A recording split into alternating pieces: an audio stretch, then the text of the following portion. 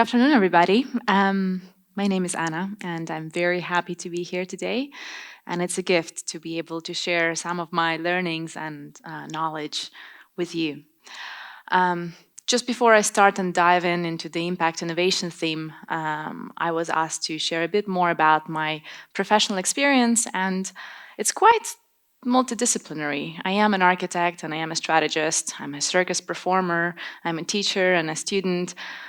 But today, I'm going to be speaking to you as an impact innovator because I think that this specific theme for me is uniting all of my previous experiences together, and it's really motivating me and pushing me forward. My journey in impact innovation started about 5 years ago, and I was finishing my master's degree in business administration, and I was waiting for a good promotion in my top 10 UK architectural practice at the time. And I was thinking, this is just the next step in my career, and let's see what's happening next. And then I had a life-changing experience. And academia can be dangerous this way because you never know what type of idea is going to come into your mind and change your life once and forever. So I was sitting in that crowded room in San Francisco, and I was listening to a founder of a Last Mile, which is an organization that helps inmates, prisoners, to learn tech skills, coding, and try to give them an opportunity for a different life. And one of those inmates was with us in that classroom, and that still gives me goosebumps when I talk about this because it was incredibly powerful. Instead of going back after prison into a stigmatized society where you're not really sure what type of work you're going to get, are you going to be able to sustain your family and yourself, or are you going to be pushed back on a path of crime? They were getting the skills that will allow them to get a job at the types of organizations like Google or Facebook or other tech-savvy organizations. And I was sitting there looking into this in complete awe. And I was just thinking to myself, this guy have created something to change people's lives. It's giving them a second chance. And last 2 weeks, I was designing a jacuzzi in a rooftop. What am I doing with my life? So there is a specific reason why I really love that project that much. The Last Mile, of course, not the jacuzzi one.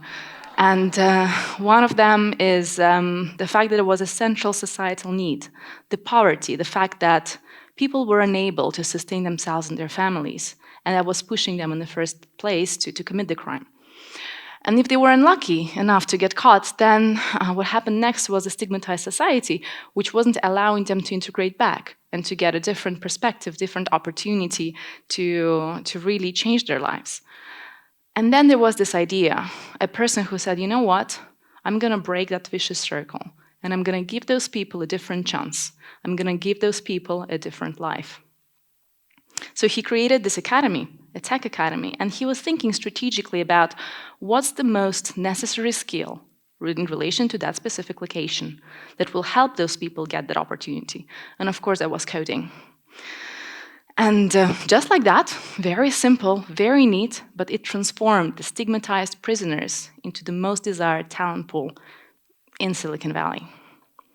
And to say that it inspired me is really not to say anything, because I was obsessed with this idea. It became an irresistible desire to explore it more and more. And long story short, in 6 months, I actually resigned from my architectural practice and embarked on the pursuit of impact innovation, impact entrepreneurship, and consulting in that very sphere. And what I was searching for was really some clues, some patterns, thoughts about how can I extrapolate some of the knowledge from those projects and hopefully maybe translate them and give them to other projects. How can I make impact innovation succeed? How can I create more of those projects happening across the globe and see them succeed? And I was thinking that, there will be some ideas that I will be able to use, but what I found was actually that when we come to global scale problems, there were a lot of small initiatives that were tackling them and doing really good work, but somehow they were failing. And I kind of wanted to explain you what I've discovered in a sense of one metaphor. Because you can be one fragile stick trying to address an issue. And you can do really good, but at some point you will just fizzle away and fail. And especially because our societal issues that we're facing at this moment, they're never a result of problems of one company or one organization or one industry or one government. This is systematic challenges. And if we're speaking about systematic challenges, the only way how we can resolve them is by systematic change. And that means that we have to use those industries, collaborations, governments, organizations, and put them together in a collective effort. And when we come together at something challenging, we can actually form a strong and resilient structure. So that is one of the themes that I kind of think about, what is the purpose of collaboration and how we can improve collaboration, especially across different stakeholders and industries, to make sure that we succeed in our endeavors. The other thing that inspired me immensely, of course, was this interconnection of very different themes within the Last Mile project that gave us such a unique proposition. And it looks like when we collaborate and when we put two industries together, that is something that can give us very different solutions.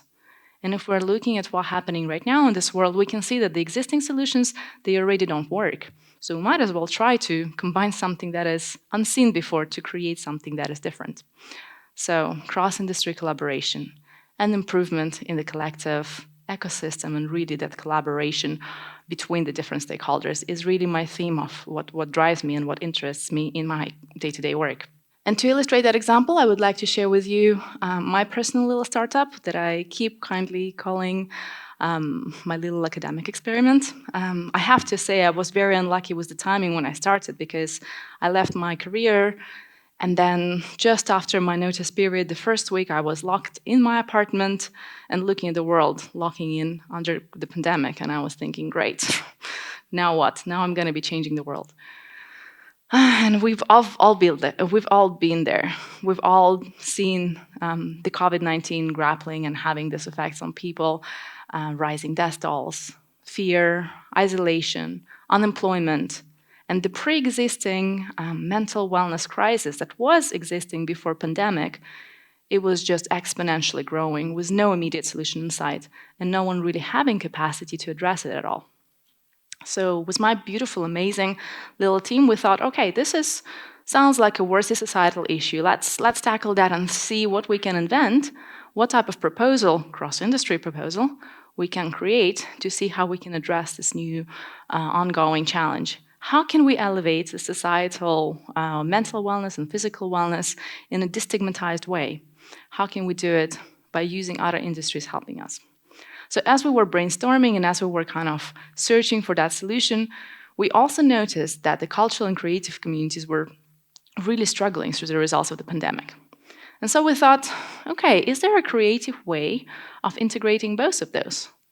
Can we realign the skills of those creative cultural communities and give them a different outlet? Can we allow them to use whatever they're using in terms of their skills, give them an opportunity to do what they love to do, but focused on a different purpose? And this is how HepCare was born. So HepCare is a creative program, cross-industry, mental wellness issue and mental wellness industry, together with circus arts industry. And what we tried to do was to create a collective program that will allow people to self-express the challenges that they were going through in a destigmatized way through performance, the use of their body, the use of their movement, and see how that will support them.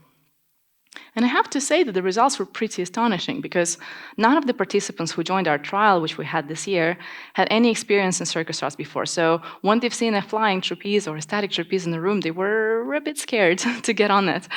There were a lot of biases in relation to engaging in such activities.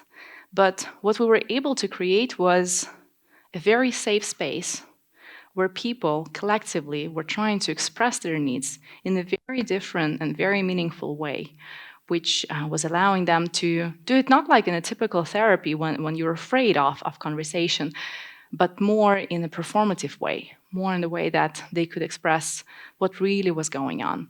And it became an adult playground. It was very joyful. And for me, it was beautiful to see that result, but I'm not here to really just talk to you about my startup. The purpose of that was really to understand that my research question, it really had some legs.